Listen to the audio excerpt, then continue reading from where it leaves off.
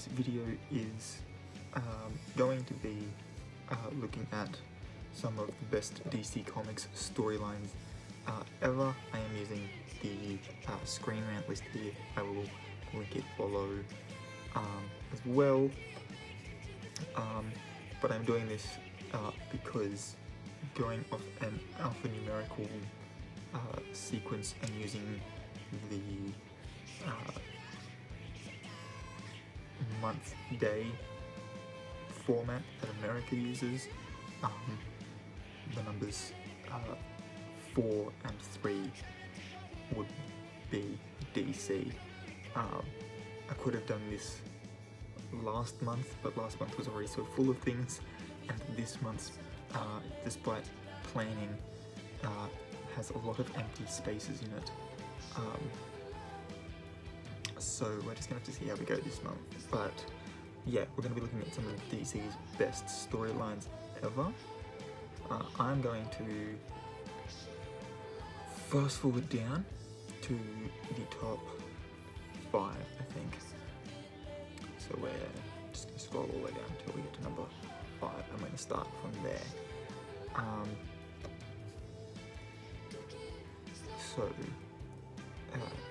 Yeah.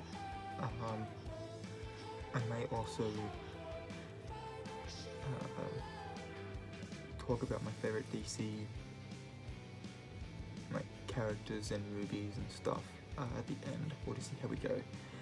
But out of 15, number 5 is Crisis on Infinite Earths. And honestly, if this didn't make the top 5, there's got to be something going on. This is one of their most well-known storylines. So in the mid-80s, DC executives realized that their creative practice of using multiple universes in order to cover up some of the gaping canonical plot holes left over from the Golden and Silver Ages was no longer sustainable. They decided that some kind of order needed to be established. Marv Wolfman and a team of artists were given the seemingly impossible task of bringing every DC universe together as part of an event that would unite them forever. What they came up with is quite possibly the greatest major comic book event of all time. Through the use of a being known as the Anti-Monitor, Wolfman and co. were able to bring together the multiverses by ensuring their equal destruction. Rather than treat the various versions of famous characters as a creative hindrance, Wolfman recognized that he was able to create a seemingly infinite series of moments that no fan would have ever dared imagine before. If you ever want to know how beautifully chaotic comic books can get, Crisis on Infinite Earths is the story for you. So number 4 is The Dark Knight Returns. What is there left to say about The Dark Knight Returns? Along with Batman Year One, this is the comic that is regularly credited with establishing the version of Batman that we know and love today. It's also credited for helping to usher in a new era of mature dark storytelling in comics that led to many entries on ScreenRant's list. What more is there to say about The Dark Knight Returns? How about the fact it remains one of the most compelling examples of the power of comic books as a storytelling medium, despite the fact that it has inspired so many other classic works. The Dark Knight Returns represents the first time that many readers encountered a version of Batman who no longer believes in himself or his mission. He's crippled by doubt and has convinced himself that he no longer needs to be Batman. His return to that role is both selfish and noble. It's the story of what happens when a superhero refuses to let go, and how even the strongest of men can have everything they believe in destroyed by time.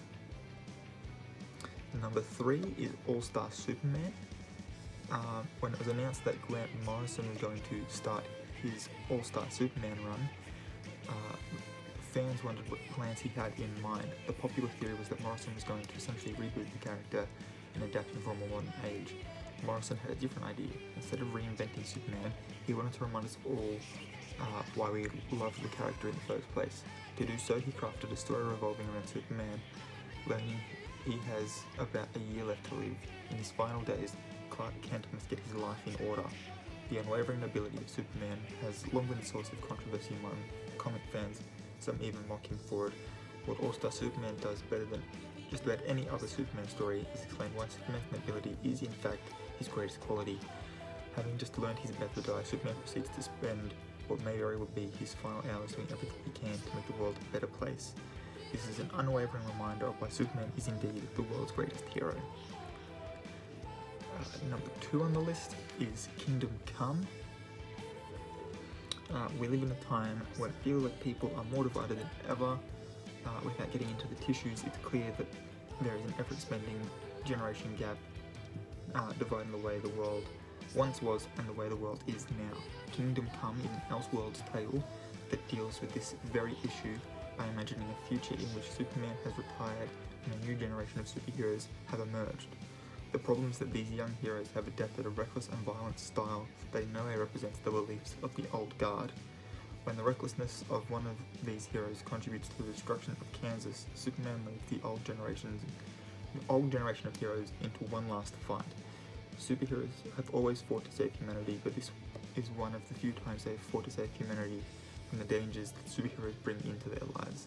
This new breed of heroes may not have outright evil intentions at the start, but their inability to properly contain their powers and enthusiasm soon turns the world into a war zone. On the other end, you have Superman and friends who are well past their primes and struggling to do good once more. Somewhere in the middle is a real future. It's just a shame that one side has to win. And then the number 1 spot on ScreenRant's list is Watchmen, which is currently a HBO show as well. I believe it doesn't follow the exact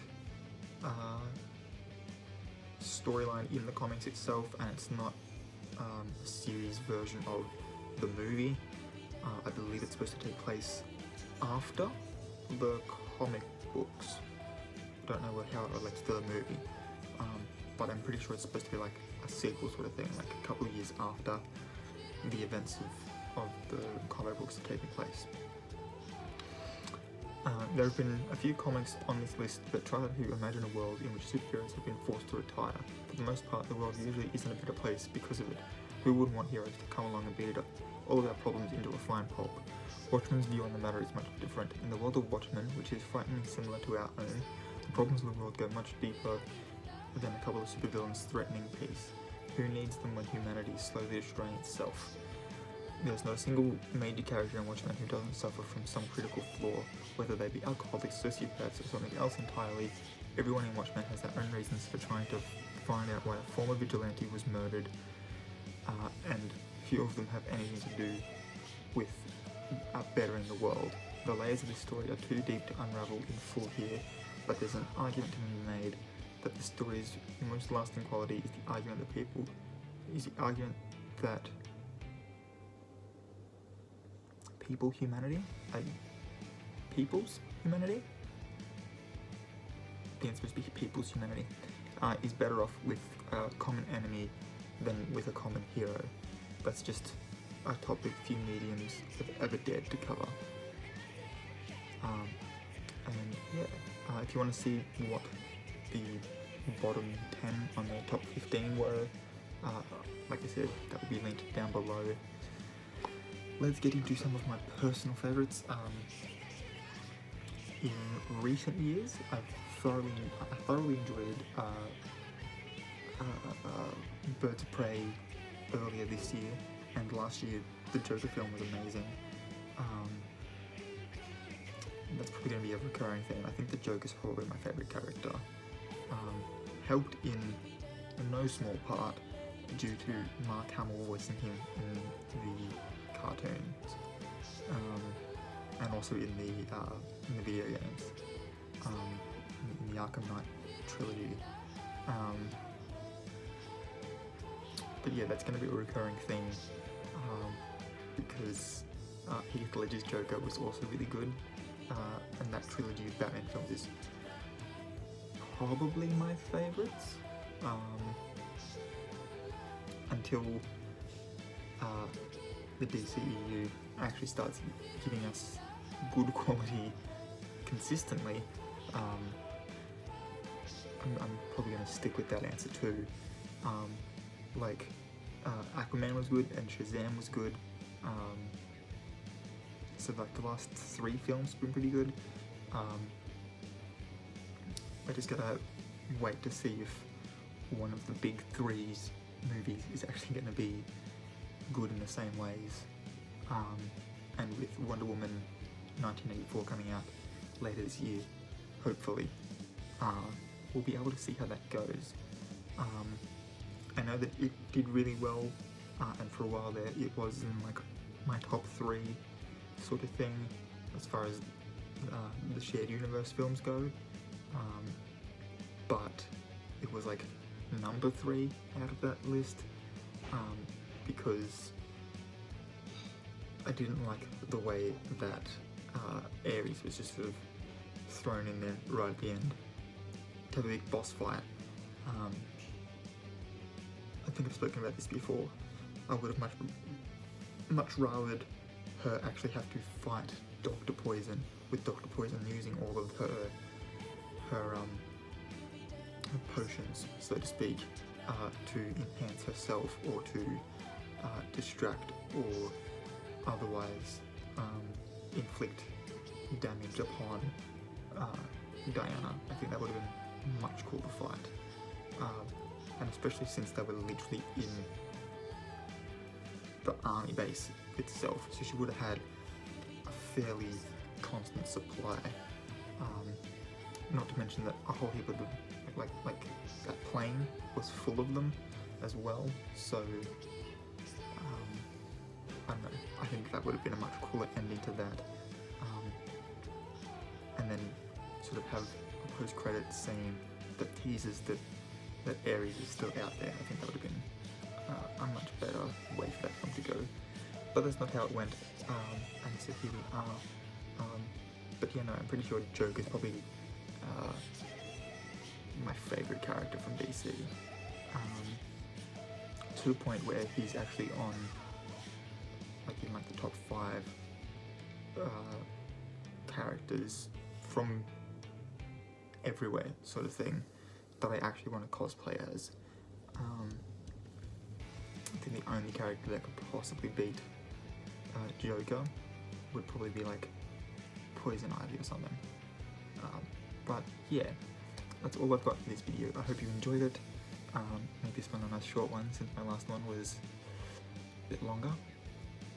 But if you enjoyed this video, please give it a thumbs up.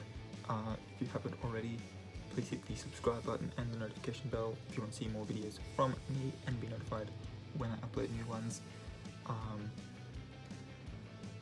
Again, the ScreenRant link will be in the description down below for you to check out.